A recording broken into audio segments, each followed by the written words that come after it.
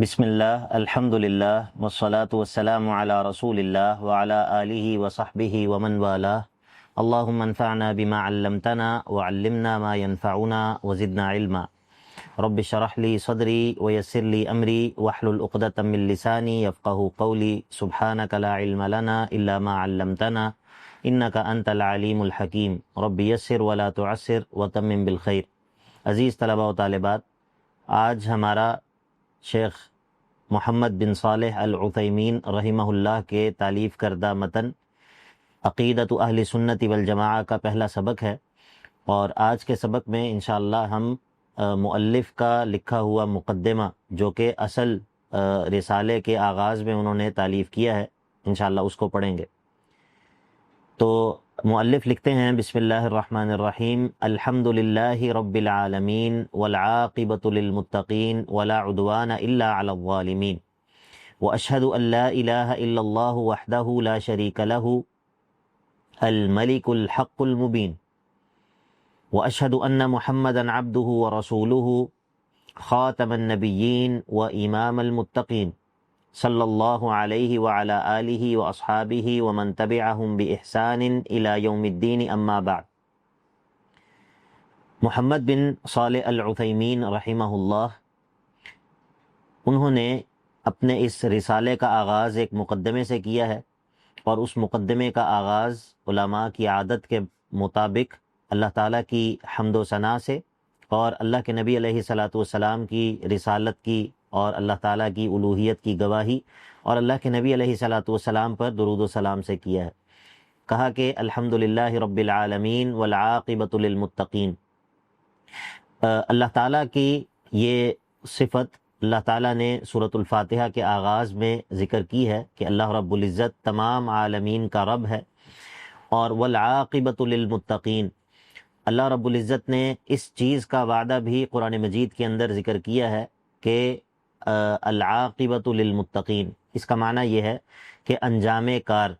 اس دنیا کے اندر ہو یا آخرت کے اندر ہو، اور اس دنیا کے اندر وہ شخص جو کہ تقوی اختیار کرے، وہ گروہ جو کہ اللہ تعالیٰ کا تقوی اختیار کرنے والا ہو، انجام کار اور بالآخر فتح اور نصرت اور کامیابی اسی گروہ کا خاصہ ہے، اور اسی گروہ کی قسمت میں جو ہے وہ انجام کار ہوگا اور کامیابی جو ہے وہ ہوگی، چاہے وہ دنیا میں ہو، اور اگر دنیا میں بظاہر ایسا نہ بھی ہو سکے اور کوئی شخص جو ہے وہ دنیا کے اندر دنیا سے رخصت ہو جائے، تب بھی بالآخر آخرت کے اندر جو اچھا انجام ہے اور کامیابی ہے وہ اسی کے حق میں ہوگی۔ ولا عدوان الا علی الظالمین، اور زیادتی سوائے ظالموں کے اور کسی پر نہیں ہوتی، اور یہاں پر زیادتی سے مراد ابتداءً کسی پر زیادتی کرنا نہیں ہے، بلکہ کسی ظالم کے ظلم کا بدلہ دینا مراد ہے۔ ولا عدوان الا علی الظالمین، کیونکہ چاہے کوئی ظالم بھی ہو، اس پر بھی ایسی زیادتی کرنا تو جائز نہیں ہے کہ جو زیادتی اس کے ظلم سے بڑی ہوئی ہو۔ تو ولا عدوان الا علی الظالمین، تو اللہ تعالیٰ کی حمد کے ساتھ اور اللہ تعالیٰ کی یہ صفت ذکر کرنے کے ساتھ کہ وہ رب العالمین ہے، مؤلف رحمہ اللہ نے یہ دو وعدے اللہ تعالیٰ کے ذکر کیے ہیں، العاقبۃ للمتقین اور لا عدوان الا علی الظالمین، اور یہ دونوں باتیں قرآن مجید کے اندر بھی موجود ہیں۔ اور پھر اللہ تعالیٰ کی وحدانیت کی اور اللہ تعالیٰ کی الوہیت کی گواہی ذکر کی، کہا کہ وَأَشْهَدُ أَن لَّا إِلَٰهَ إِلَّا اللَّهُ وَحْدَهُ لَا شَرِيكَ لَهُ الْمَلِكُ الْحَقُّ الْمُبِينُ، اور اللہ تعالیٰ کے یہ تین اوصاف یہاں پر ذکر کیے کہ اس بات کی گواہی دیتا ہوں کہ اللہ تعالیٰ کے علاوہ کوئی اور معبود ہونے کا مستحق نہیں ہے، اور کسی اور کی عبادت وہ برحق نہیں ہے سوائے اللہ تعالیٰ کے جس کا کوئی شریک نہیں ہے، اور جو الملک ہے، جو کہ مطلقاً بادشاہ ہے، اور الحق ہے، وہ ذات جو کہ جس کا وجود حق ہے، جس کے وعدے برحق ہیں، جس کا نازل کیا ہوا دین برحق ہے، اور جس کی دی ہوئی خبریں برحق ہیں، اور جس کی نازل کی ہوئی شریعت اور اوامر اور نواہی وہ تمام کے تمام حق ہیں۔ تو اللہ تعالیٰ کے ناموں میں سے ایک نام ذالک بأن اللہ هو الحق، اللہ تعالیٰ کے ناموں میں سے ایک نام الحق بھی ہے۔ تو اللہ تعالیٰ الملک ہے، الحق ہے اور المبین ہے۔ واشہد ان محمدا عبدہ ورسولہ خاتم النبیین و امام المتقین، اور میں اس بات کی گواہی دیتا ہوں کہ محمد صلی اللہ علیہ وسلم وہ اللہ کے بندے ہیں، اس کے رسول ہیں، اور اللہ کے نبی علیہ الصلاۃ والسلام تمام انبیاء کا اختتام کرنے والے، تمام انبیاء کے آخر میں آنے والے اور متقین کے امام ہیں، صلی اللہ علیہ وعلی آلہ واصحابہ ومن تبعہم باحسان الی یوم الدین۔ تو اللہ تعالیٰ کی طرف سے رحمت ہو آپ پر بھی، آپ کی آل پر، آپ کے اہل بیت پر بھی، اور آپ کے صحابہ پر بھی، اور ان تمام لوگوں پر جو کہ اچھے طریقے سے ان کی پیروی کرنے والے ہوں اور وہ قیامت تک آنے والے لوگوں میں سے۔ اما بعد، فإن الله تعالى أرسل رسوله محمدا صلی اللہ علیہ وسلم بالهدى ودین الحق رحمة للعالمین وقدوة للعاملین وحجة على العباد اجمعین۔ بے شک اللہ تعالیٰ نے اپنے رسول کو، جو کہ محمد صلی اللہ علیہ وسلم ہیں، ہدایت کے ساتھ بھیجا ہے، دین حق کے ساتھ بھیجا ہے، اور اللہ تعالیٰ کا اپنے نبی کو ہدایت اور دین حق کے ساتھ بھیجنا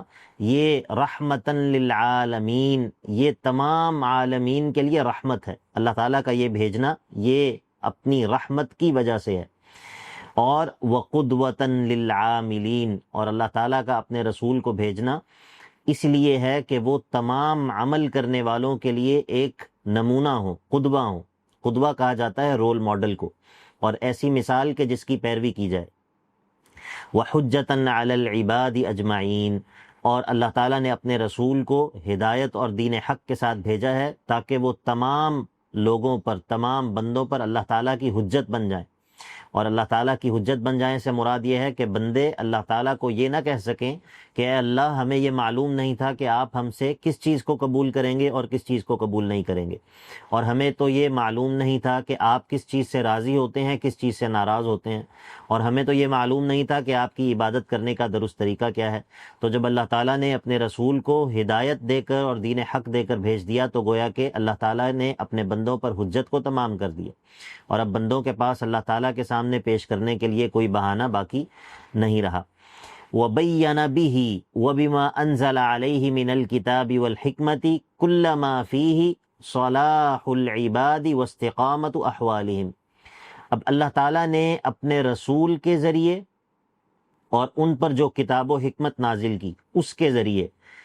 نمایاں کر دیا، واضح کر دیا اور بیان کر دیا کس چیز کو؟ ہر اس چیز کو، کل ما فیہ صلاح العباد واستقامت احوالہم،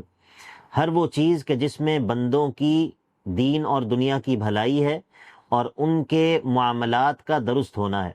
فی دینہم و دنیاہم، ان کی چاہے اس کا تعلق ان کے دین سے ہو، چاہے اس کا تعلق ان کی دنیا سے ہو، من العقائد الصحیحۃ،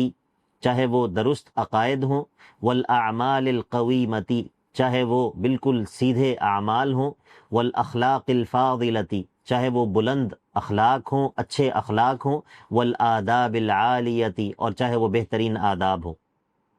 تو اللہ تعالیٰ نے اپنے نبی کو بھیجنے کے ذریعے مخلوق کے لیے اور اپنے بندوں کے لیے کن چیزوں کو واضح کر دیا؟ ان تمام چیزوں کو کہ جن کی بندوں کو اپنی دین اور دنیا میں ضرورت ہے، اور ان تمام چیزوں کو کہ جن کے ذریعے بندوں کی دنیا اور آخرت سنور سکتی ہے، وہ چاہے درست عقائد ہوں، چاہے وہ اچھے اعمال ہوں، چاہے وہ بلند اخلاق ہوں، چاہے وہ بہترین آداب ہوں۔ اللہ تعالیٰ نے اپنے نبی کے ذریعے اور ان پر نازل کردہ کتاب و حکمت کے ذریعے ان تمام چیزوں کو واضح کر دیا۔ تو پس فترک صلی اللہ علیہ وسلم امتہ علی المحجۃ البیضاء، تو اللہ کے نبی صلی اللہ علیہ وسلم نے اپنی امت کو ایک ایسے راستے پر چھوڑا ہے کہ جو بالکل روشن راستہ ہے، لیلھا کنہاریھا، اور ایسا روشن راستہ ہے کہ جس کی راتیں بھی اس کے دنوں کی طرح روشن ہیں، جس کی رات بھی روشن اور واضح ہے جس طرح اس کا دن روشن اور واضح ہے۔ مراد یہ ہے کہ اس دین کے اندر کوئی بھی چیز ایسی نہیں ہے جو کہ مخفی ہو، جس میں جو ہے وہ غموض ہو، جس میں جو ہے وہ خفا ہو، جس میں جو ہے وہ ایمبیگوٹی ہو اور یہ پتہ نہ چلتا ہو کہ اس میں درست بات کیا ہے اور غلط بات کیا ہے۔ بالکل روشن راستہ اور بالکل نمایاں ایک ایک راستہ ہے کہ جس پر اللہ کے نبی علیہ الصلوۃ والسلام اپنی امت کو چھوڑ کر گئے ہیں، اور لا یزیغ عنہا الا ہالک، اور ایسا راستہ ہے کہ اس راستے سے پھر گمراہ وہی شخص ہوتا ہے جو ہو ہی ہلاک ہونے والا، یعنی کہ جو شخص خود ہلاک ہونے کا ارادہ ہی کر چکا ہو، اس راستے سے وہی شخص جو ہے وہ روگردانی کرتا ہے۔ فسار على ذلك امته الذين استجابوا لله ورسوله وهم خيرة الخلق من الصحابة والتابعين والذين اتبعوهم بإحسان۔ اب جب اللہ کے نبی علیہ الصلوۃ والسلام اپنی امت کو ایسے راستے پر چھوڑ کر چلے گئے، تو اس راستے پر اللہ کے نبی علیہ الصلوۃ والسلام کی امت میں سے جو بہترین لوگ تھے، انہوں نے اس راستے کو اختیار کیا اور اس راستے پر چلنے لگ گئے۔ اور وہ لوگ کون تھے؟ وہ مخلوق میں سے بہترین لوگ، یعنی کہ اللہ کے نبی علیہ الصلوۃ والسلام کے صحابہ، اور پھر صحابہ کی اتباع کرنے والے جنہوں نے صحابہ کی بہترین انداز میں اتباع کی، وہ لوگ تھے۔ تو فقاموا بشریعتہ، انہوں نے اللہ کے نبی علیہ الصلوۃ والسلام کی شریعت کو جو ہے وہ اس کو جو ہے وہ تھام لیا اور اس کو قائم کیا، وتمسکوا بسنتہ، اور آپ کی سنت کو مضبوطی سے تھام لیا، وعضوا علیہا بالنواجذ عقیدۃ وعبادۃ وخلقا وادبا، اور انہوں نے اللہ کے نبی علیہ الصلوۃ والسلام کے چھوڑے ہوئے دین کو اپنی داڑھوں سے پکڑ لیا۔ کس اعتبار سے؟ عقیدے کے اعتبار سے بھی، عبادت کے اعتبار سے بھی، خلق یعنی کہ اخلاق کے اعتبار سے بھی، اور آداب کے اعتبار سے بھی۔ یعنی کہ جب اللہ کے نبی علیہ الصلوۃ والسلام کے ذریعے اللہ تعالیٰ نے مخلوق کے لیے ان تمام چیزوں کو واضح کر دیا، تو اللہ کے نبی علیہ الصلوۃ والسلام کے بعد صحابہ نے اور تابعین نے ان تمام چیزوں کو مضبوطی سے تھام لیا، چاہے ان کا تعلق اعتقاد کے ساتھ ہو، چاہے ان کا تعلق اعمال کے ساتھ ہو، چاہے ان کا تعلق جو ہے وہ عبادات کے ساتھ ہو، چاہے ان کا تعلق اخلاقیات کے ساتھ ہو، یا اس کا تعلق عام آداب کے ساتھ ہو۔ تو ان تمام اعتبارات سے اللہ کے نبی علیہ الصلوۃ والسلام کے چھوڑے ہوئے دین کو صحابہ اور تابعین نے مضبوطی سے تھام لیا۔ پھر فصاروا هم الطائفة الذين لا يزالون على الحق ظاہرین، تو یہ وہ گروہ بن گئے، یہ صحابہ اور تابعین یہ اس گروہ کا مصداق بن گئے کہ جو ہمیشہ حق کے اوپر قائم رہتے ہیں، اور لا يضرهم من خذلهم او خالفهم، اور جن کو کسی مخالفت کرنے والے کی مخالفت اور کسی ساتھ چھوڑ دینے والے کا ساتھ چھوڑ دینا کوئی نقصان نہیں پہنچا سکتا، حتی یأتی امر اللہ تعالی وهم علی ذلک، یہاں تک کہ اللہ تعالیٰ کا حکم آ جائے، اللہ تعالیٰ کا فیصلہ آ جائے، قیامت قائم ہو جائے اور وہ اسی چیز پر قائم ہو۔ تو اللہ کے نبی علیہ الصلوۃ والسلام نے اپنی احادیث میں طائفہ منصورہ کی جو صفات بیان کی ہیں کہ یہ وہ گروہ ہے جو کہ اللہ کے نبی علیہ الصلوۃ والسلام کے چھوڑے ہوئے دین پر قائم ہے، اور وہ اس چیز پر قائم رہتا ہے، اس چیز پر جمع رہتا ہے، اور کسی مخالفت کرنے والے کی مخالفت ان کو اس راستے سے ہٹا نہیں سکتی، اور کسی ساتھ چھوڑ دینے والے کا ساتھ چھوڑ دینا ان کو کوئی نقصان نہیں پہنچا سکتا، اور وہ اپنی اس چیز پر، اپنے اس دین پر، اپنے اس راستے پر مضبوطی سے جمے رہتے ہیں یہاں تک کہ قیامت قائم ہو جائے۔ تو یہ صحابہ اور تابعین اس طائفہ منصورہ کے سب سے پہلے مصداق ہیں، سب سے پہلے یہ لفظ جن لوگوں پر صادق آتا ہے وہ صحابہ اور تابعین کی جماعت ہے۔ وَنَحْنُ وَلِلَّهِ الْحَمْدُ عَلَىٰ آثَارِهِمْ سَائِرُونَ وَبِسِيرَتِهِمْ الْمُؤَيَّدَةِ بِالْكِتَابِ وَالسُّنَّةِ مُهْتَدُونَ۔ اب شیخ کہتے ہیں کہ ہم لوگ کیا ہیں؟ ہم انہی صحابہ اور تابعین کے جو آثار ہیں، ان کے جو قدموں کے نشانات ہیں، انہی نشانوں پر چلنے والے ہیں، اور ان کی سیرت، صحابہ اور تابعین کی وہ سیرت المؤیدۃ بالکتاب والسنہ، جو کہ کتاب و سنت سے جس کی تائید ہوتی ہے، مہتدون، ہم اس سے ہدایت اخذ کرنے والے ہیں۔ اور نقول ذلک تحدثا بنعمت اللہ تعالی، اور ہم یہ بات اللہ تعالیٰ کی نعمت کو بیان کرتے ہوئے کہہ رہے ہیں، یہ بات ہم فخر کے طور پر نہیں کہہ رہے، بلکہ ہم یہ اس لیے کہہ رہے ہیں کہ فَأَمَّا بِنِعْمَةِ رَبِّكَ فَحَدِّثْ، اللہ تعالیٰ کی نعمت کو ہم بیان کر سکیں، وَبَيَانًا لِمَا يَجِبُ أَن يَكُونَ عَلَيْهِ كُلُّ مُؤْمِن، اور ہم یہ بات اس چیز کو بیان کرنے کے لیے کہہ رہے ہیں کہ ہم اس عقیدے کو بیان کر سکیں کہ جس پر ہر مومن کا ہونا ضروری ہے۔ وَنَسْأَلُ اللَّهَ تَعَالَىٰ أَن يُثَبِّتَنَا وَإِخْوَانَنَا الْمُسْلِمِينَ بِالْقَوْلِ الثَّابِتِ فِي الْحَيَاةِ الدُّنْيَا وَفِي الْآخِرَةِ، اور ہم اللہ تعالیٰ سے دعا کرتے ہیں کہ اللہ تعالیٰ ہمیں اور ہمارے مسلمان بھائیوں کو قول ثابت پر قائم رکھے، اس عقیدے پر، اس دین پر جو کہ اللہ تعالیٰ نے نازل کیا ہے، دنیا میں بھی اور آخرت میں بھی۔ وَنَسْأَلُ اللَّهَ تَعَالَى أَن يُثَبِّتَنَا وَإِخْوَانَنَا الْمُسْلِمِينَ بِالْقَوْلِ الثَّابِتِ فِي الْحَيَاةِ الدُّنْيَا وَفِي الْآخِرَةِ، اور ہم اللہ تعالیٰ سے دعا کرتے ہیں کہ اللہ تعالیٰ ہمیں اور ہمارے مسلمان بھائیوں کو قول ثابت پر قائم رکھے، اس پر جمائے رکھے، دنیا کی زندگی میں بھی اور آخرت کی زندگی میں بھی۔ وَأَن يَهْبَ لَنَا مِنْهُ رَحْمَةً إِنَّهُ هُوَ الْوَهَّابُ، اور اللہ تعالیٰ ہمیں اپنی جناب سے، اپنی جانب سے اپنی رحمت ہمیں عطا کر دے، بے شک وہی جو ہے وہ خوب بخشنے والا اور الوہاب ہے۔ القول ثابت سے مراد کلمہ توحید بھی ہے، اور وہ عقیدہ اور وہ دین بھی کہ جس پر اللہ تعالیٰ نے اپنے نبی صلی اللہ علیہ وسلم کو جو دین اور جو عقیدہ دے کر بھیجا، اور جس پر اللہ کے نبی علیہ الصلاۃ والسلام نے اپنی امت کو چھوڑا۔ وَلِأَهَمِّيَّةِ هَذَا الْمَوْضُوعِ وَتَفَرُّقِ أَهْوَاءِ الْخَلْقِ فِيهِ احببت ان اکتب علی سبیل الاختصار عقیدتنا۔ مؤلف کہتے ہیں کہ چونکہ یہ موضوع انتہائی اہمیت کا حامل ہے، اور چونکہ اہل بدعت اور بہت سارے لوگوں کی خواہشات اور ان کی آراء اس موضوع میں مختلف ہو گئی ہیں، تو میں نے یہ پسند کیا کہ میں اس موضوع پر، اپنے عقیدے پر ایک مختصر سا رسالہ جو ہے وہ لکھ دوں، عقیدۃ اہل سنت والجماعہ، اور وہ اہل سنت والجماعت کا عقیدہ ہو، وہی الایمان باللہ، اور وہ عقیدہ کیا ہے؟ وہ ہے اللہ پر ایمان، وملائکتہ، فرشتوں پر ایمان، اللہ تعالیٰ کے فرشتوں پر، وکتبہ، اللہ تعالیٰ کی نازل کردہ کتابوں پر ایمان، ورسلہ، اللہ تعالیٰ کے بھیجے ہوئے رسولوں پر ایمان،